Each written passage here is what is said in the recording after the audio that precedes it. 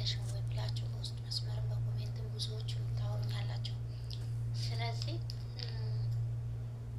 ምን ሊላችሁ ፈልጌ ነው፣ እኔ ብዙ ስራ አለብኝ፣ ወላሂ በርካታ ስራ አለብኝ። በዛ ላይ ደግሞ በኢሞና በወሳብ በርካታ እህቶቼ አረብ ሀገር ያሉት አዲስ የመጡት እንዲሁ አመት 2 አመት ያልሞላቸው እህቶቼ በጣም የነሱ ሊከርት እያመላለስኩ ነው ያለሁት። እንዴት ስራ እንደሚሰሩ እንዴት ብር ማግኘት እንዳለባቸው እንዳይሸወዱ እነሱን እየመከርኩ ነው ያለሁት።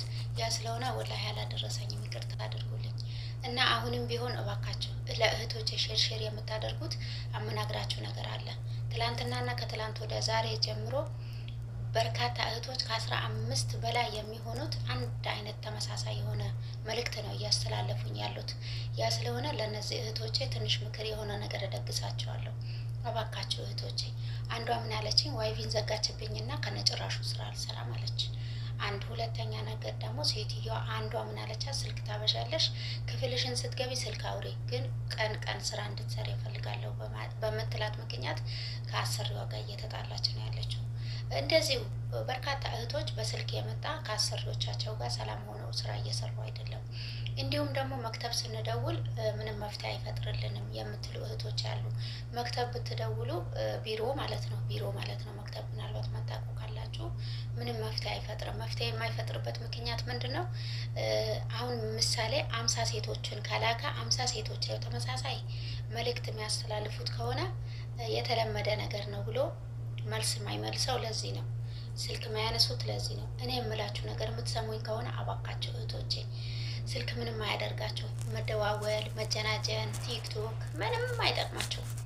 እኔ ልንገራችሁ፣ ወላሂ ሱመ ወላ አመጣ ከወለደች ከእናታችሁ አብራችሁ ያላችሁት መዳም ትሻላችኋለች።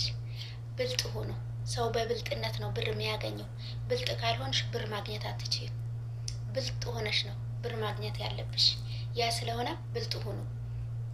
እናትሽን የምትረጂ እናትሽ መተኪያ የሆነችን እናት የምትልሽን የምትሰሚ ከሆነ ስራሽን በስነ ስርዓት የምትሰሪ ከሆነ ይደክምሽም ሳይደክምሽም እረፍት እያረግሽ ራስሽን እየጠበቅሽ በዘዴ ስራሽን የምትሰሪ ከሆነ አንቺ ጎበዝ ነሽ፣ አንቺ ብልጥ ነሽ፣ አንቺ ብሉ ነሽ። ስለዚህ ብሉ መሆን ምንድን ነው የሚከለክላችሁ? ስልክ ምን ያደርግልናል? ልንገራችሁ፣ እኔ ቲክቶከር ነኝ። ገባችሁ አይደለም? እናንተን የምመክር እኔ ነኝ አይደለም? እኔ ምንድን ነው የምሰራ? እንደ እናንተ ሰው ቤት ነው የምሰራ። እንደ እናንተ መዳም እያሽከረከረችኝ ነው ያለችው። ባገኘውኝ ፉርሳዬ መጥቼ እናንተን ለመምከር በሬን ዘግቼ ምግብ ለመብላት በመጣሁበት እናንተን ሊከርድ አደርጋለሁ።